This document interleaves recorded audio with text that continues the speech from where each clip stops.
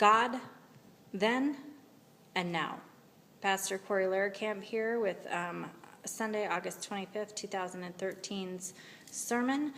Scripture reading is based off of the Gospel of Luke, 13th chapter, 10 through 17.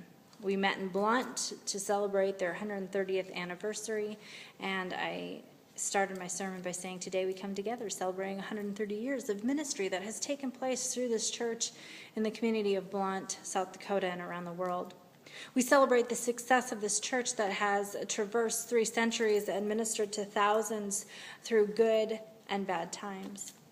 The road has not always been easy, but even as we look around this sanctuary and we see the stained glass windows that surround us here, we can know and understand the heritage that is behind us that has paved the way for us and gives us the ability to venture to think what legacy we ourselves might offer those yet to come. I can't fathom what these listed here might think about what is now the future that we now live in. Probably would have scared them half to death if they knew.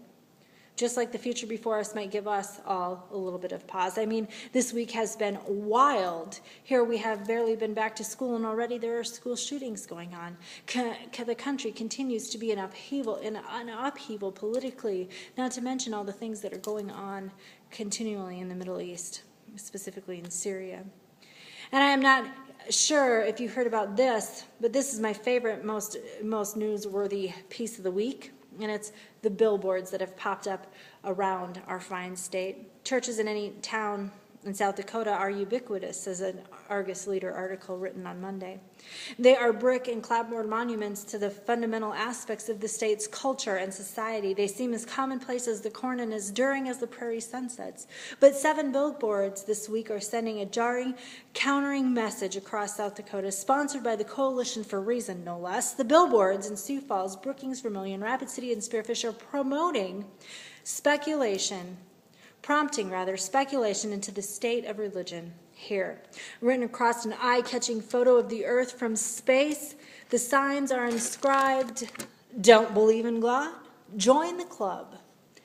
They've had an immediate dramatic impact on the recruitment for the Siouxland Free Thinkers, a self-described community of atheists, agnostics, humanists, and skeptics in this area, and a member of the Coalition for Reason. Let's not forget that.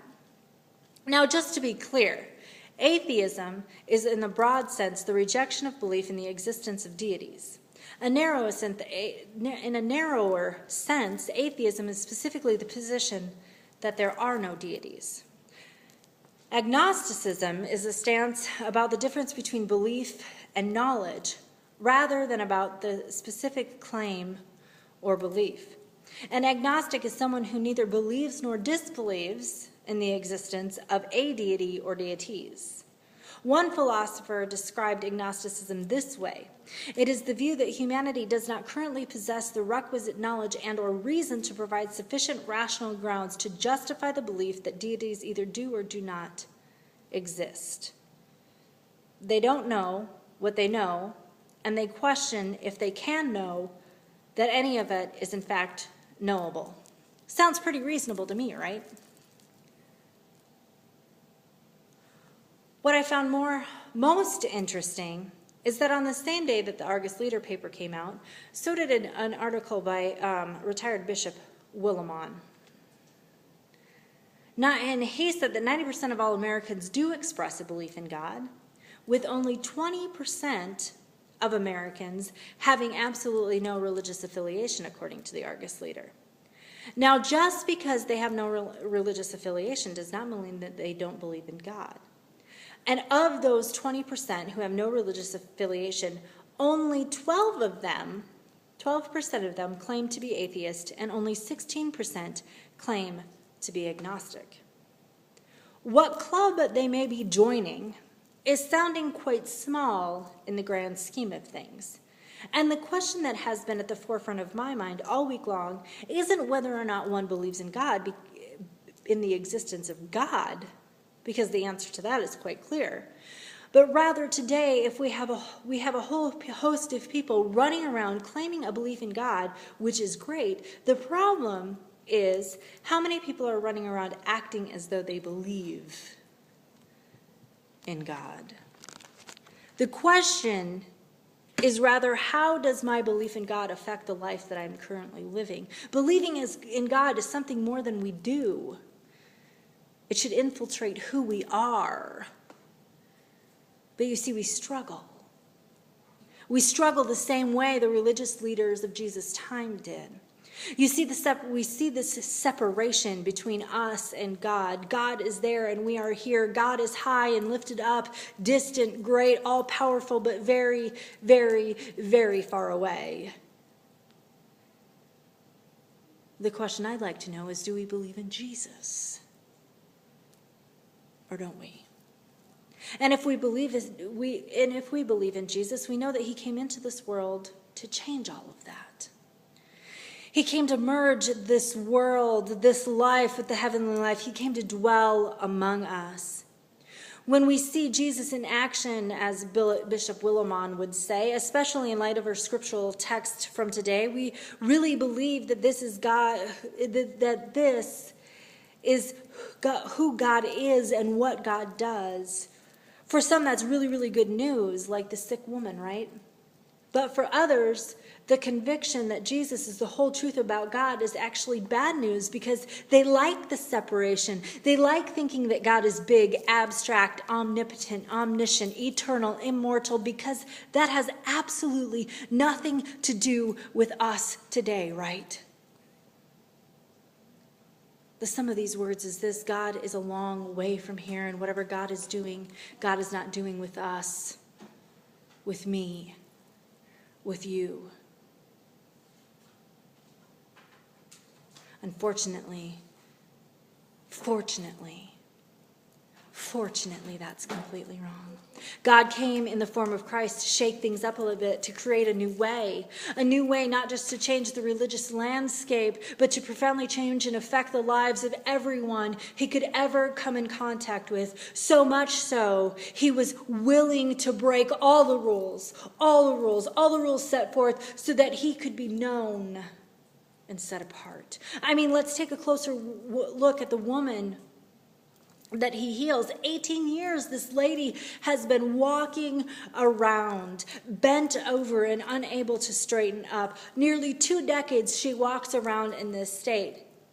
Now, I think it's important to note that those words mean, if you look at the words bent over in the Greek, you'll find that they mean utterly powerless. This woman walks around nearly 2 decades, utterly powerless, yet we know, because Jesus calls her the daughter of Abraham, she was a Jew who kept, even in her state of complete powerlessness, she kept Jewish laws and traditions and faithfully and regularly attended worship. I think that that's safe to assume there.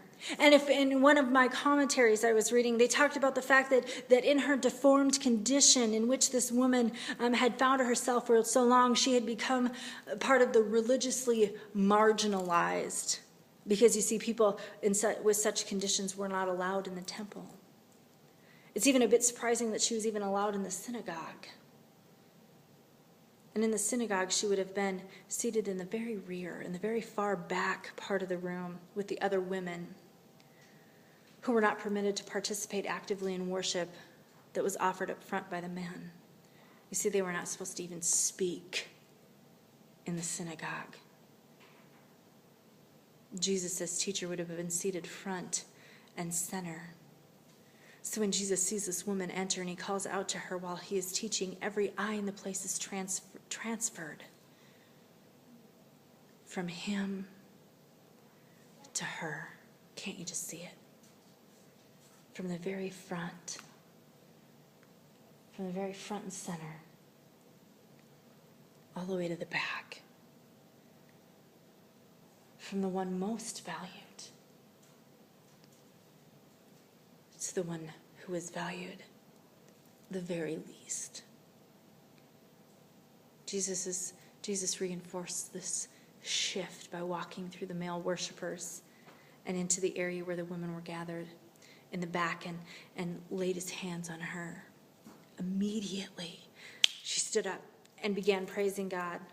that is worshiping God out loud. A woman who had been crippled for 18 years was now standing like the men, praising God as only men were to do, all at the instigation of a guest rabbi that day, Jesus.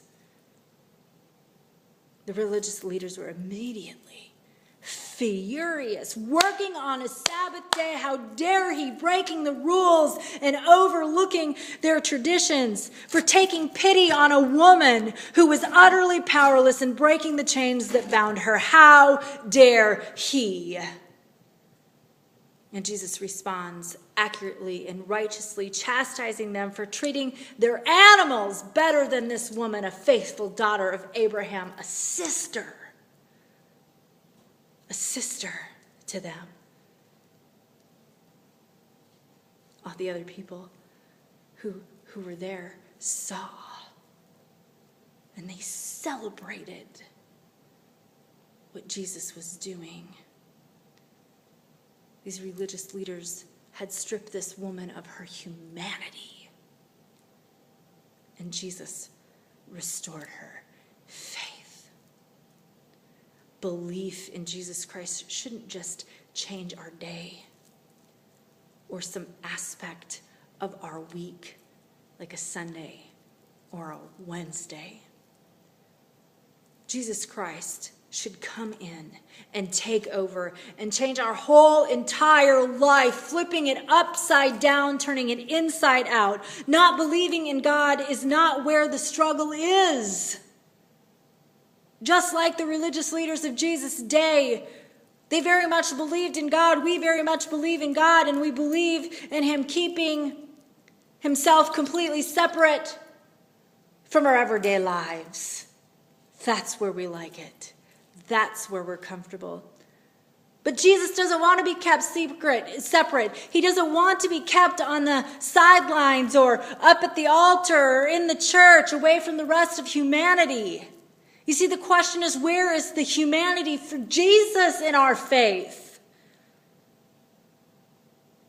Our problems haven't changed a bit in 2,000 years.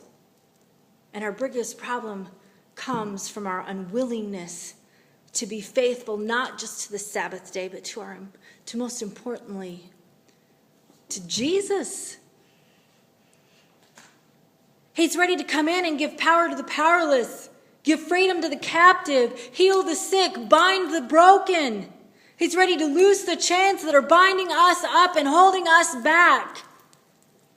Holding our churches back, holding our congregations back, holding our parish back from what it was meant to do and be what God has called us in. That woman did not come into the synagogue that day looking to be healed or to be empowered. She was there because she was a faithful believer.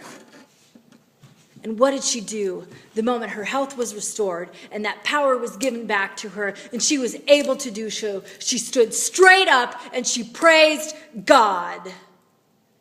Believing God went from something she did to who she was.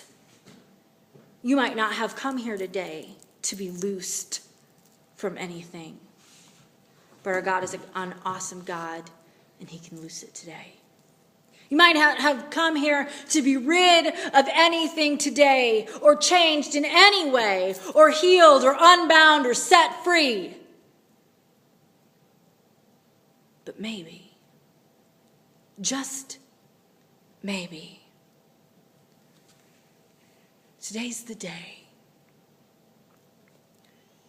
you go away, transformed from believing as something you did